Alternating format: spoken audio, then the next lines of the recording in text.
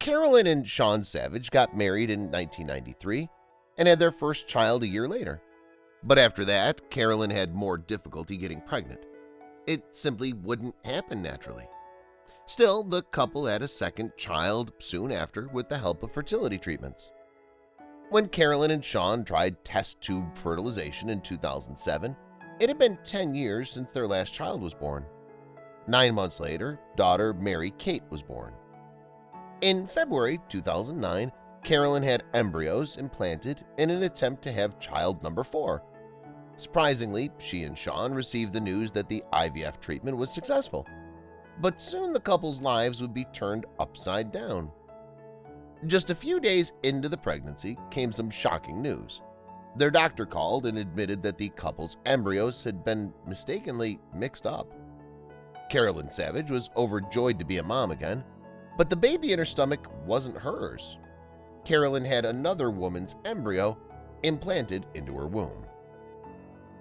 Carolyn was forced to make the toughest decision of her life, whether to abort the child she was to give birth to. She decided to give the baby to his biological parents, even though a doctor told her that it was her last chance to get pregnant.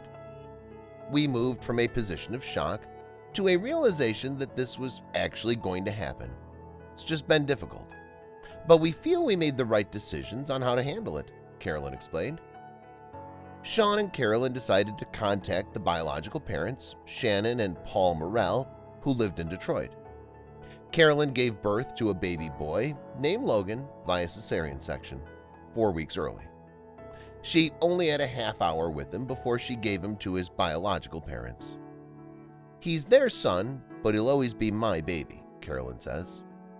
Dad Sean had the difficult task of handing Logan over to the boy's biological parents.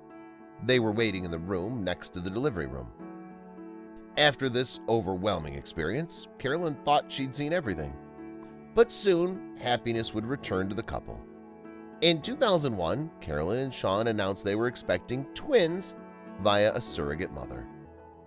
Miracle twins, Isabella and Regan, brought immense joy to the family, who had experienced so much misery and disappointment before.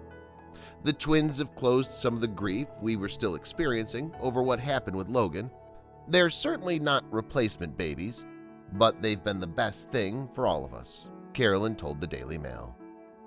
And just when you thought their lives couldn't take any more turns, perhaps the most surprising news of all came in the spring of 2014.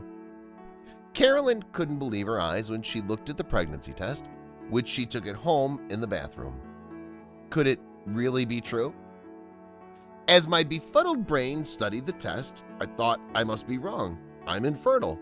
I've gone through countless fertility treatments over the past 2 decades, and with the exception of a couple of IVFs, I've only seen 2 positive home pregnancy tests. What on earth was my 45-year-old self thinking? I couldn't be pregnant now, could I? Son, Nicholas Whitten Savage, was born in the fall of 2014, and suddenly Carolyn and Sean Savage's family grew to 8, despite struggling with fertility for 2 decades. Baby Nicholas, who was born without the use of fertility drugs, was born when Mom Carolyn was 45 years old. He has 2 older brothers, 1 big sister, and twin sisters. What a wonderful and special family. This is one of the most incredible stories I've heard, and I'm so glad it has a happy ending.